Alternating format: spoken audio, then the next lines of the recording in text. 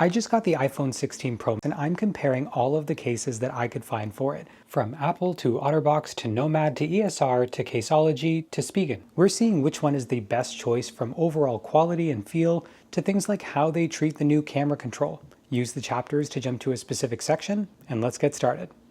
So here we have all of the cases. None of the brands have the chance to review, offer feedback, or filter this review, so these thoughts are genuinely my own. Starting with Apple, this is of course the diamond standard of what a case should be. This is the Apple silicone case in stone gray. You can see right away that it looks great quality. A simple Apple logo on the back, and it really looks and feels premium with this soft touch finish. A minimal camera bump on the back, precise buttons on the side for action and volume buttons.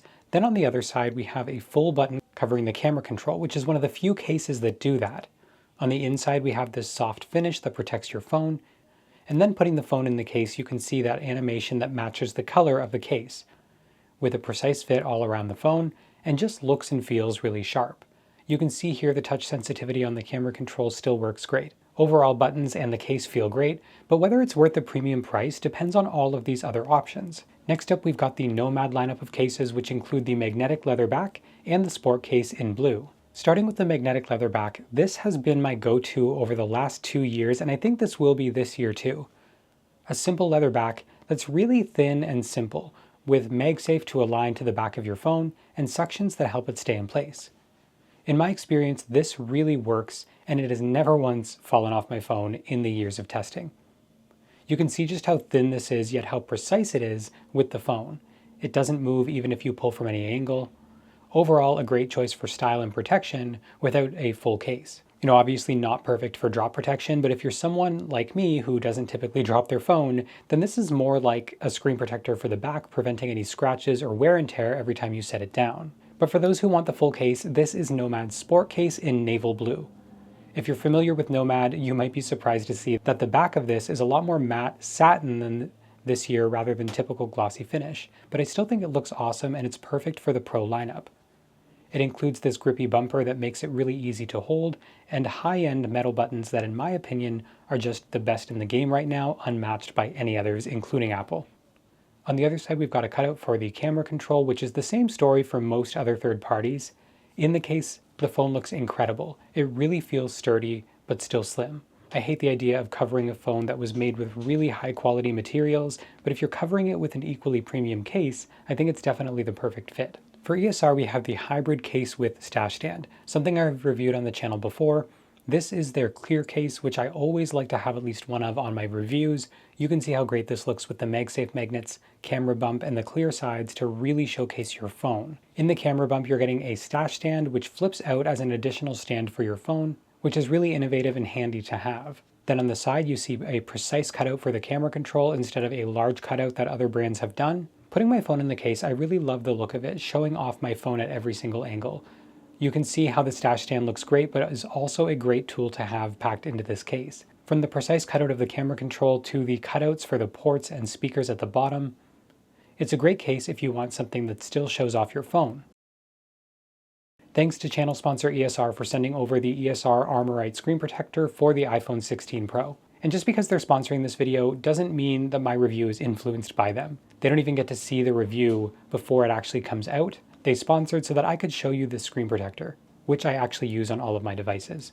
Just snap it into place and it aligns really easily and give this premium look to your phone while still showing the color of the sides. Next up, we've got the Otterbox Lumen series in black. This was one of my most requested cases from the Pro Max video I did last month. I'm excited to try it out. This is a clear case, but with a bit of a spin on it. First, you'll notice that the sides are semi-transparent black that looks really nice. The MagSafe magnets have a bit of a sparkle to them to give a little something extra. The buttons on the sides are fully covered and flush with the bumper. On the other side, we actually do have a covered camera control, which I was surprised to see. Putting the phone in the case, it looks really glossy and eye-catching. It's a great way to black out the sides if you bought one of the lighter options of phones this year. I really like the contrast with the white back of this phone and the black sides. The way it wraps around to the screen looks really sleek, and just to test, you can see it's working great with camera control and is able to use the touch sensitivity well. All around a great choice at a premium price of Otterbox. Next up we have the Nano Pop case from Caseology. This is the burgundy color, and I chose it because I liked the way the camera bump accented the back of the case. It's a really nice feeling case with a soft touch back. It has great texture on the sides, which really makes sure it's not slippery at all. If you're somebody who drops your phone often, you'll really like this one for the added grip. Then on the sides we have a wide open camera control button, which is larger than some of the others. The inside has the same accents, which look really premium. Putting the phone in the case, it has a great fit, but then on the side you can see just how large the camera control cutout is. I know this one is a deal breaker for some people, but overall, if you can deal with that, it's a really nice looking case with the accent colors. It has great grip, a matte finish, and all around a sturdy case for a great price. Next up is Spigen with 3 separate cases, the Liquid Air, the Ultra Hybrid, and the Tough Armor cases. Starting with the Liquid Air, this is in navy blue. I featured a similar case in my last video because it's a great price and it looks really premium with the etched in back that feels great to hold. On the sides you get a lot of added grip for peace of mind, so it looks great, but you won't drop it. On the other side we have that wide cutout for the camera control, and on the bottom cutouts for all of the ports. The inside is rubberized and has a lot of added drop protection, which is great to see. You can see with my phone in it how great this actually looks. It's simple, but it's effective at what it does. It doesn't try to be, the most premium case on the market, but just enough to be one of the best value in the game.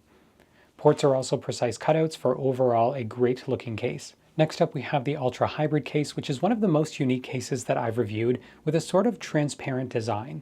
You can see when we remove the protector just how cool this is, with a mix of clear and then matte finishes. And as you look closer, you can actually see there's actually multiple layers of parts for a 3D look onto it. On the sides, you're getting very standard sides with a semi-transparent look. They look great. Cutouts for the camera control and the ports at the bottom as well. Taking the peel off the inside, you can see the MagSafe magnets and the matte design that again looks great. Putting it in the case, this is one of my favorite cases. Yes, you have the camera control, but overall it's a lot more premium versus how gimmicky I actually thought this was going to be at first glance. It looks great, and for the way it feels, the different textures, it overall is a great case. Finally, we have the Spigen Tough Armor case. I wanted a rugged case to show off, and this one felt like one of the more unique options, coming in Abyss Green. It has a rugged look with slanted sides, and look how the buttons take up the full side of the phone, which looks awesome. You can see even the power button has this large cutout version, which looks really cool. Then it has port cutouts on the bottom, and a textured finish to the back, along with a Spigen logo which doubles as a kickstand. That kickstand, by the way, does not have a spring loading or anything. It's very loose when you open and close it, so don't expect, multiple angles or anything like that. Then on the inside you see this vibrant look highlighting just how much protection went into this thing. Putting it into the phone, I honestly have to say this is probably one of my favorite cases right now. I like that it feels aluminum, but all of the buttons have this sort of matte and extremely responsive touch to them, which is really surprising to me. Again, I thought it would feel cheaper, but it just doesn't. The edges are reinforced for extra drop protection, which is great to see.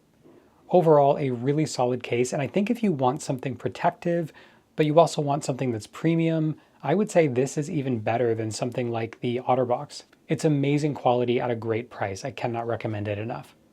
So there's a lot of cases that we just went through, but to give you my short list, my top choice is Spigen, which had the coolest rugged case I've ever used, and I really liked it.